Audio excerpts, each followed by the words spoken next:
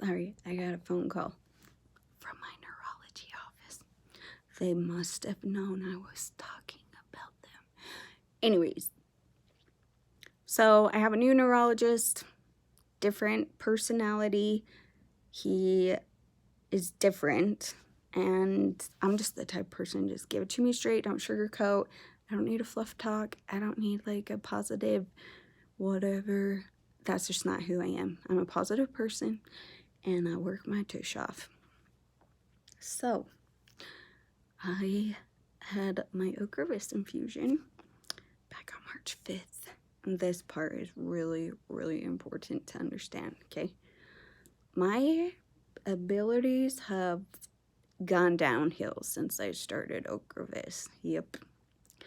My sister, I only have one sister, and I love her. She lives out of state, and she doesn't come down very often. And she told me, Holly, it is so hard to see you every time because of how much worse you are getting. And she's questioned if that medication was if Ocrevus is working for me. It's like, well, yeah, it's the best of the best, but it makes me so sick. Ever since I started that, it makes me nauseous for like 1, 2, and or 3 months. Sometimes, like the very first time, I was so sick, dry heaving and nauseousness literally for 3 months. The second time was 2 months. My hair fell out. What else? Mind you, and it depletes your antibodies. So respiratory infections, I have asthma, chronic UTIs, like I cannot tell you how many infections I've had. Well, March 5th of this year was the week that the whole country got shut down because of COVID. And I started getting sick like 2 days afterwards. And the event, it was a nightmare. First of all, I had an infusion reaction. I couldn't even get up to the appropriate drip rate that they normally infuse that medication, and I didn't have a good feeling about it, but am I grateful I went on it? Yeah, because now I know I'm never going to go on it. But, so, Bug, come here, get out of Dad's office. I ended up with a mysterious virus. I started with a sore throat. I lost my taste buds, but at this time, nobody knew what it was. Fevers for 9.5 days. I couldn't breathe. I couldn't walk. Oh my gosh, it was awful. And to the point, there was one night I didn't think I was going to make it through the night.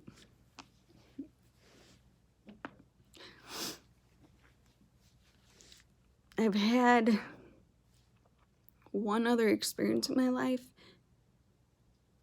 from being that sick, but I didn't have anything to fight off whatever was encompassing my body.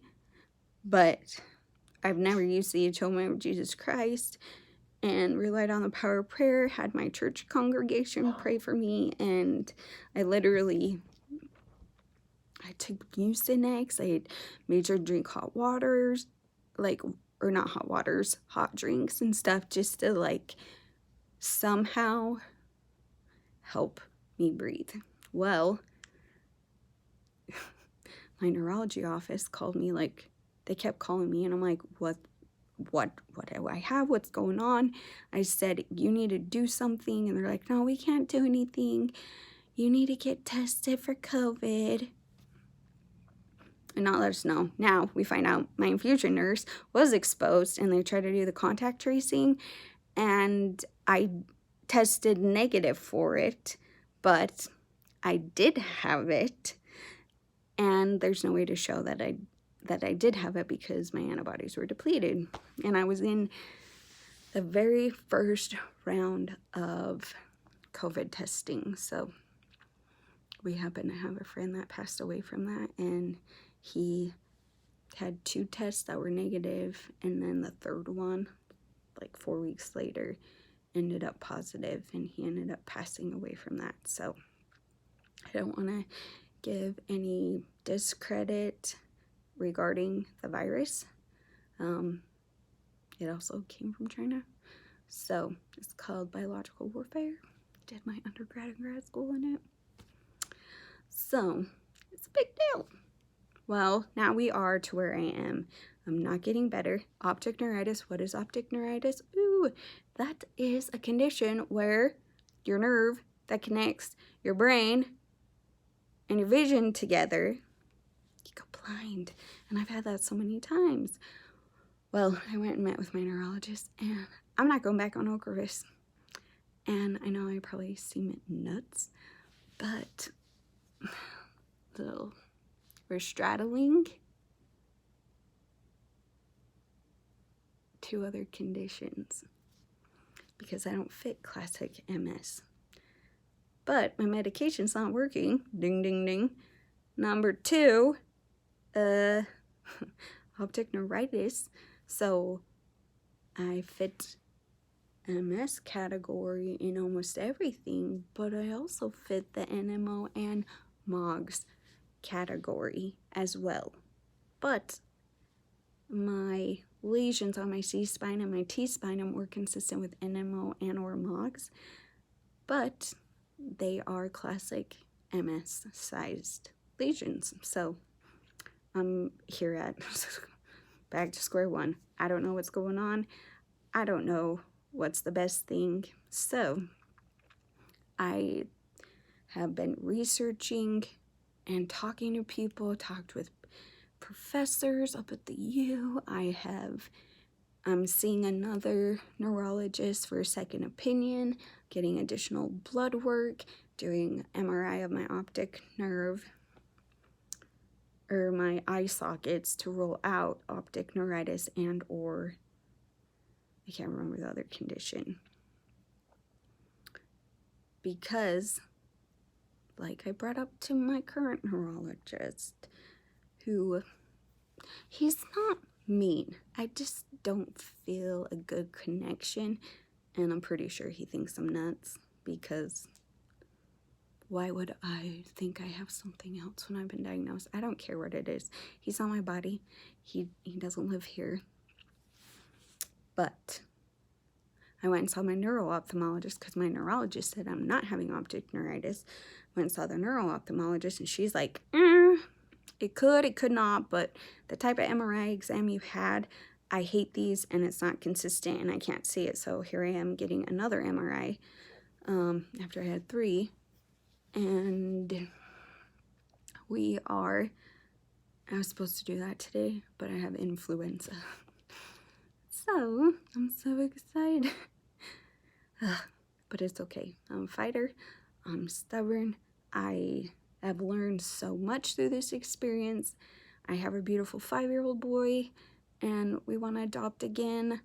And my husband is my best friend, and he encourages me, and we are not done. And I refuse to be in a wheelchair. I refuse to give my life up. So, what am I doing right now? Well, I am introducing this, and I hope that this can help other people. When you have no more other options in regards to medication therapies, and I'm going to throw this on there, I don't feel comfortable going back on Ocrevus, even though the neuro-ophthalmologist is like, if you do have this, that's a great medication. I'm like, I don't care. I had an infusion reaction. My body doesn't like it. I don't want to go back on it. I don't need to have my immune system depleted. And until you can guarantee me that I'm not going to get COVID or another type of virus that can kill you, I am not going to do that. I'm going to do all that I can to be healthy. So, I know people are like, oh, Wahls Protocol, this is so fake. What's this? Well, Dr. Wahls was diagnosed with MS, and she reversed her symptoms by following a specific diet. I can't tell you how many times I've asked, do I need to follow a specific diet in order to put my body in remission? Because I've never been in remission. I can't tell you the last time I don't know when I've been in remission. I've been stable. I look normal, so of course I look fine. There's a lot more to it. And I also had to stop working because of bowel, bladder issues, cognitive function. I think I have like 22, 23 lesions on my brain and 10 on my C-spine and 10 or 11, oh, actually 12. I had 10 before, and then I have like two more lesions. One more lesion on my L-spine. So obviously medication therapy is not as effective because I'm still having disease activity. But I'm not going to go 100% paleo, but I want to share this experience with you. I was reading this book regarding Wahls Protocol, and I'm starting this now because I want to document my journey. I want to prove I'm not fake. If I don't feel good, I'm still going to do it. I have to. There's no other option. I feel like I'm at the grace of God. If I don't change my life now, it's not going to get better. And I need to be better. And when I say better, it's not like, oh, you know, I may not be able to run a marathon, but I can sure as heck get up and be a contributing part of my house. I can be a mom. I know what it's like to have a mom not attend things. And I do not want my son to feel like I felt. So, and this is going to be hard, but it's going to be worth it. Until they find out what the heck is wrong with me, I'm not doing anything other than controlling what I can to promote longevity. If I do have NMO and MS, it's just super, super, super rare, but I'm not going to discredit that because I have that look like if anything could go wrong, it would go wrong. It goes wrong with me and it's totally fine. I'm a wicked, positive individual and just go with the flow. I am part crazy, but that's because I'm still a kid at heart. But I'm going to see what I can do to make myself my best self because no neurologist has talked about changing your diet. So I'm going to do that. I do want to give you a benefit though. So having influenza, in her book, Dr. Wahls talks about bone broth and the health benefits of bone broth, especially like when you have the flu. Ding, ding, ding, I read this last week. Well, I have influenza and I have just been sipping on it, and those nutrients that are taken out of your bones that make you achy are the nutrients that you need and are in bone broth. So I've been drinking that, and you want to know what? I think that I feel better today than I did yesterday before I even went in to get stuff. So we're going to see how it goes. I'm going to be a fighter. If you want to watch this, you're more than welcome to. If not, I don't care. I'm not saying that in a rude way. This is my journey. You can be a part of it. You cannot. So I hope you all have a blessed day. And here we go. This is, let's see, 2020, hindsight 2020. I'm going to live my best life without being on awful medication that can kill me. Okay, bye-bye.